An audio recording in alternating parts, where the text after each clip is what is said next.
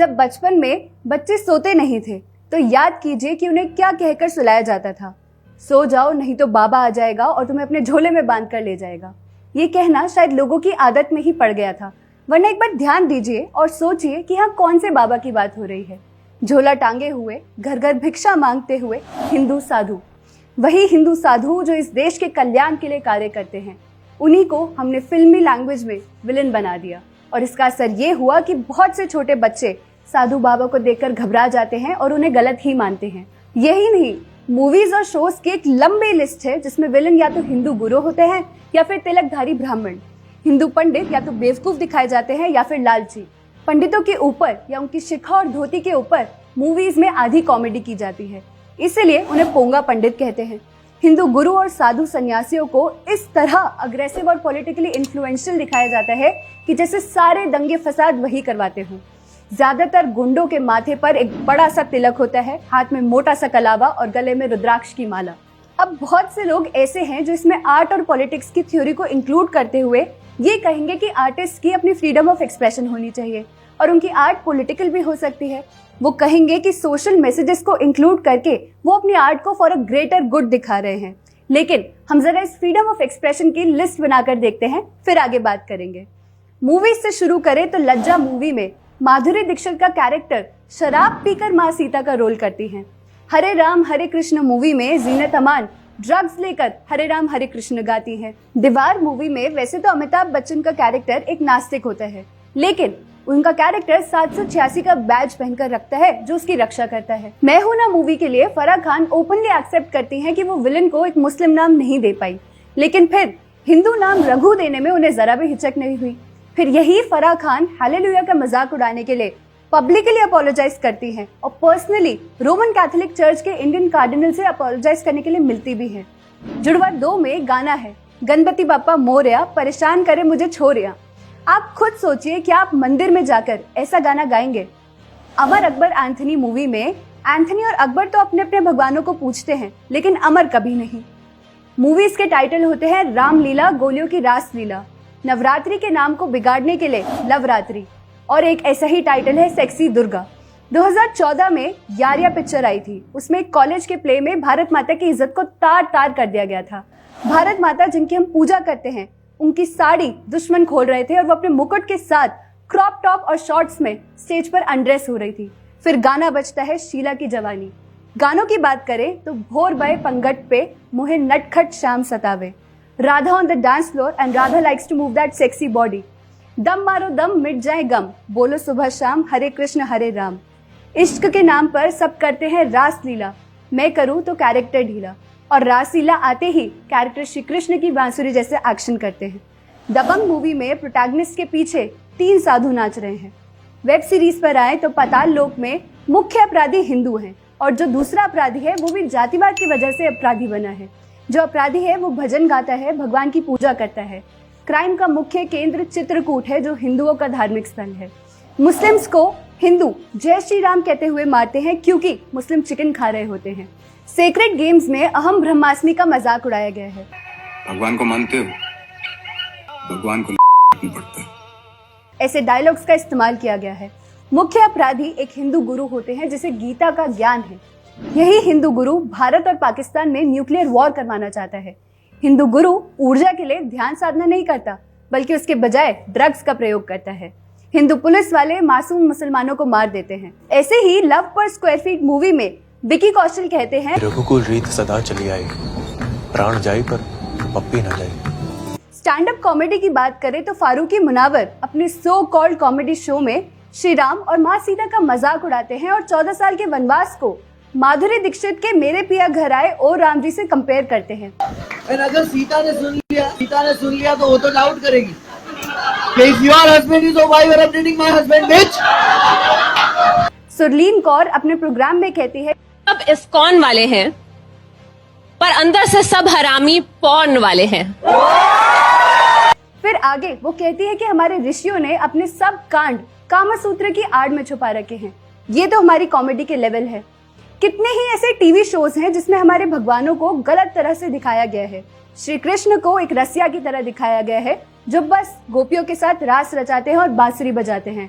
भगवान शिव को भांग का नशा करने वाले भगवान की तरह दिखाते हैं और भगवान राम को तो स्त्री विरोधी और पेट्रियार्कल दिखाते हैं। अगर न्यूज की बात करें तो कितनी ही बार ऐसी न्यूज आती है जिसमें किसी बाबा या संत ने किसी महिला के साथ कुछ गलत कर दिया होता है और उस खबर को जब पढ़ो तो पता लगता है कि वो बाबा या संत तो हिंदू थे ही नहीं बल्कि किसी और मजहब के थे। द न्यूयॉर्क टाइम्स और बीबीसी जैसे न्यूज पोर्टल्स ने तो हिंदुओं को कितनी बार नेगेटिव लाइट में पोर्ट्रे किया है, लेकिन कभी भी इसके लिए माफी नहीं मांगी। एडवर्टीजमेंट्स में भी ये हिंदू फोबिया कम नहीं है। सर्फ एक्सेल का वो एड जहां हिंदू और मुस्लिम्स की यूनिटी दिखाई जाती है, लेकिन सिर्फ हिंदूज के एक्सपेंस पर। रेड लेबल चाय के मल्टीपल एड्स हैं जिसमें हिंदू मुस्लिम यूनिटी तो है, लेकिन हिंदूज बुरे हैं, प्रेजुडिस्ड हैं, वहीं मुस्लिम्स भोले भाले और ईमानदार हैं। ये लिस्ट लंबी है, अब समझते हैं इसके पीछे की पॉलिटिक्स। आजकल की रफ्तार भरी जिंदगी में काम से थककर एक आम इंसान माइंड रिलैक्स करने के लिए टीवी देखता है, जिसमें तमाम प्रकार की चीजें आती हैं, चाहे वो बॉलीवुड मूवीज हो या फिर एडवर्टीजमेंट्स या फिर गाने या रैप्स या फिर फैशन के नए ट्रेंड्स जो हमारे सेलिब्रिटीज फॉलो कर रहे हैं। आसान भाषा में बोलें तो ये पॉप कल्चर ही है जो हमें एंटरटेन करता है। कुछ लोग इसे टाइम पास मानते हैं तो कुछ लोगों की जिंदगी ही इसके सहारे चलती है।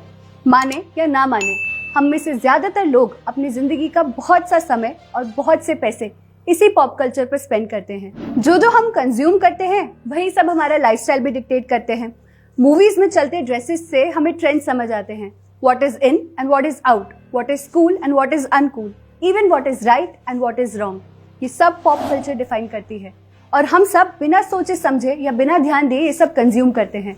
हमें लगता है ये सब आम बातें हैं, नॉर्मल रिप्रेजेंटेशंस हैं, लेकिन जो लोग इन मूवीज, वेब सीरीज या एडवर्टीजमेंट्स को बनाते हैं वो बहुत कॉन्शियसली एक एक नैरेटिव तैयार करते हैं। हर एक नैरेटिव के पीछे investors, lobbyist, political strategist, propagandist और मार्केटिंग एक्सपर्ट्स के खुद के पॉलिटिकल, रिलीजियस या कमर्शियल इंटरेस्ट होते हैं और इसको फुलफिल करने के लिए कंटेंट और प्रेजेंटेशन उसी तरह से रखा जाता है। चलिए एक नए एंगल से सोचते हैं।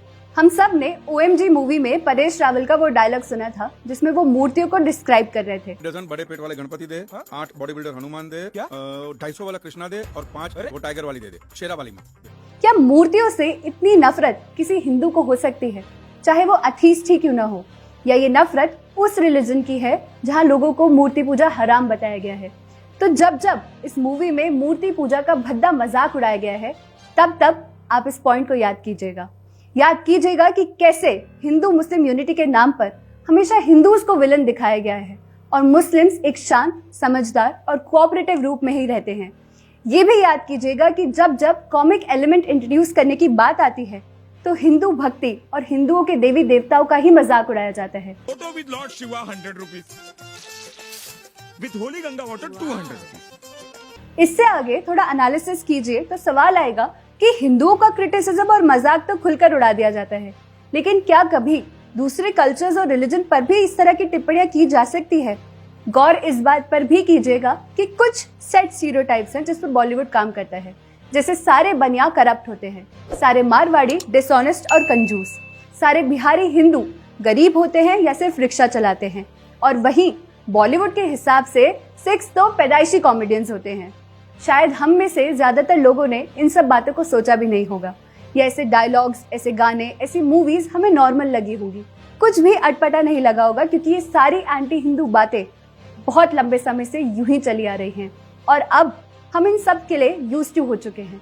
इन सब चीजों का असर ऐसा हुआ है कि हिंदुओं ने अपने ही धर्म और संस्कृति को बैकवर्ड समझकर उन सब अनसाइंटिफिक येट मॉडर्न चीजों को फॉलो करना शुरू कर दिया है जो इन मूवीज, सॉन्ग्स, वेब सीरीज और एड्स में दिखाए जाते हैं। ये नैरेटिव्स इतने पावरफुल होते हैं और इतने ग्रेजुअली हमें फीड किए जाते हैं कि हम सब इसे समझ भी नहीं पाते हैं और हिप्नोटाइज होते जाते हैं। ये नैरेटिव्स हमारे सबकॉन्शियस माइंड को अफेक्ट करते हैं और क्योंकि पिक्चर्स बहुत पावरफुल होती हैं, इसलिए वो दिमाग में एक लंबी छाप छोड़ जाती हैं। IIM अहमदाबाद के प्रोफेसर धीरज शर्मा के एक 150 स्कूल्स में किए हुए सर्वे के अकॉर्डिंग 94% बच्चे ये मानते हैं कि बॉलीवुड की स्टीरियोटिपिकल रिप्रेजेंटेशन बिल्कुल एक्यूरेट और ऑथेंटिक होती है। इन्हीं नैरेटिव्स का एक वायलेंट वर्जन हमने पहले के समय में देखा था, जब इन्वेडर्स हमारी संस्कृति पर अटैक करते थे, हमारे भगवानों की मूर्तियां तोड़ते थे, हमारे इतिहास से वंचित रखते थे और हमारे कस्टम्स को भी फॉलो नहीं करने देते थे। आज यही सारी चीजें पॉप कल्चर और उसके नैरेटिव्स के थ्रू करी जाती हैं। हमारी संस्कृति को बैकवर्ड बताया जाता है, हमारी देवी देवताओं का मजाक उड़ाया जाता है, हमारे इतिहास को ट्विस्ट किया जाता है और हमारे कस्टम्स को अनकूल और ऑर्थोडॉक्स बताया जाता है। हम मानते हैं कि हर कल्चर और हर रिलीजन की अपनी कुछ प्रॉब्लम्स होती हैं और समाज का आईना होने की वजह से फिल्म्स ऐसे सोशल मैसेजेस पर बनना जरूरी है। लेकिन क्या ट्रिपल तलाक, विमेन ऑपरेशन इन इस्लाम, हलाला आदि प्रैक्टिसेस सोशल लेवल नहीं है? क्या इन सब इश्यूज पर बात करना जरूरी नहीं है? क्या समाज में बढ़ते फोर्स्ड कन्वर्जन पर बात करना जरूरी नहीं है? क्या जिस तरह से हिंदू पंडित और ब्राह्मणों को रेपिस्ट, ठग और टेररिस्ट दिखाया जाता है, उसी तरह से फादर को सेक्सुअल स्कैंडल में इन्वॉल्व या मौलवी को बॉम्ब ब्लास्ट कॉन्स्पिरेसी में इन्वॉल्व होते हुए दिखा सकते हैं? सोचिए ना, बॉलीवुड मूवीज में तो गैंगस्टर्स अगर मुस्लिम हो तो उनके पीछे भी एक दुख भरी कहानी होती है। इतना गम होता है उनके जीवन में, सोसाइटी ने उन्हें इतना सताया होता है जिसकी वजह से वो गैंगस्टर्स बनते हैं, लेकिन फिर भी दिल उनका मासूम और साफ होता है। अब देखिए, इन गैंगस्टर्स को पॉजिटिव लाइट में दिखाना जरूरी है हमारे बॉलीवुड के लिए, वरना 1970 से जो तगड़ी फंडिंग चली आ रही है वो कैसे चलेगी? इसलिए मैंने कहा था, एक एक नैरेटिव के पीछे बहुत बड़ी सोच होती है, बहुत बड़े एजेंडा होते हैं। और आप सब ये मत समझे कि ये सारे नैरेटिव सिर्फ वायलेंस या अग्रेसिवली दिखाए जाते हैं, बल्कि सॉफ्टली भी किए जाते हैं। जैसे याद कीजिए, जब भी किसी मूवी में कोई अनाथ बच्चा होता है, उसको टॉर्चर हिंदू गुंडे करते हैं और उसकी मदद करने के लिए सिर्फ मुस्लिम्स या क्रिश्चियंस आते हैं। जब भी प्रोटैगनिस्ट डिप्रेस्ड होता है या परेशान होता है तो उन्हें अच्छी एडवाइस देने मुस्लिम्स या क्रिश्चियन फादर्स आते हैं। अगर कोई कैरेक्टर परेशान होता है तो वो चर्च में बैठता है, जैसे कि अगर वो मंदिर में बैठ गया तो ये मॉडर्न एलीट सोसाइटी उसे एक्सेप्ट नहीं करेगी और बैकवर्ड मानेगी। ऐसे ही लैंग्वेज पॉलिटिक्स भी प्ले की जाती है। इंग्लिश में बोले तो एजुकेटेड और सोफिस्टिकेटेड, उर्दू में बोले तो कल्चर्ड और डाउन टू अर्थ, वहीं हिंदी में बोले तो अनपढ़ और बदमाश। प्रोपेगेंडा मूवीज की भी कोई कमी नहीं है बॉलीवुड में। जोधा अकबर का ही एग्जाम्पल देख लीजिए। मुगल्स को जितना दयावान, केयरिंग और लविंग दिखाया है, कभी उनकी असली हिस्ट्री भी दिखाते। फिर मुगल्स को रिप्रेजेंट करने के लिए वेल बिल्ड और सुंदर कैरेक्टर्स का प्रयोग किया गया है, जबकि असलियत में तो उनकी पर्सनालिटी बिल्कुल डिफरेंट थी। जहां एक तरफ ये मूवीज चाहें तो इमेज क्लीनिंग कर सकती है, जैसे संजू फिल्म में हमने देखा, वहीं दूसरी तरफ ये मूवीज इमेज बिगाड़ भी सकती हैं, जैसे बहुत से एग्जाम्पल्स दिए गए। लेकिन इंपॉर्टेंट पॉइंट ये है कि ऐसी एंटी हिंदू मूवीज, शोज, इन सब को सिर्फ अमेरिका जैसे देशों में ही नहीं बनाया जा रहा, बल्कि उससे कई ज्यादा तादाद में भारत में बनाया जा रहा है, जबकि भारत कहने को हिंदू मेजॉरिटी का देश है। फिर भी हमारी संस्कृति, कल्चर, रिलीजन, देवी देवताओं, भगवानों का मजाक उड़ाया जाता है। इस सब के लिए हम सभी को कॉन्शियस कंज्यूमर्स बनना होगा, इन एंटी हिंदू पैटर्न्स को समझना होगा और उसी हिसाब से रिएक्ट करना होगा। बॉलीवुड एक्टर्स को भगवान की तरह पूजना बंद करना होगा और अपने भगवान की पूजा और उन्हें समझना शुरू करना होगा। हमें हिंदू फोबिक ब्रांड्स को बॉयकॉट करना होगा। न्यूज आर्टिकल्स की हिपोक्रेसी के लिए उन्हें पब्लिकली कॉल आउट करना होगा और अपने धर्म की इज्जत करना और करवाना शुरू करना होगा, क्योंकि हमारा धर्म तो वो है जिसमें कोई कंपल्जन, फोर्स या लालच नहीं है, बल्कि ये तो वो धर्म है जो ना जाने कितनी सदियों से लोगों को राह देता आ रहा है। यहाँ तक कि बॉलीवुड जिस हॉलीवुड को कॉपी करता है, वो हॉलीवुड खुद सनातन धर्म के कॉन्सेप्ट्स पर पिक्चर बनाता है, जैसे मैट्रिक्स और अवतार। तो नैरेटिव्स के इस खेल को समझना जरूरी है और अपनी संस्कृति में विश्वास बनाए रखने की जरूरत है, क्योंकि बहुत से लोग हैं जो इस संस्कृति को बर्बाद कर देना चाहते हैं और बॉलीवुड इसका एक बहुत कारगर माध्यम है। ऐसे ही शोज हम लाते रहेंगे, आप जुड़े रहें हमारे चैनल से। इसी बात पे राम राम, नमस्कार, भारत माता की जय।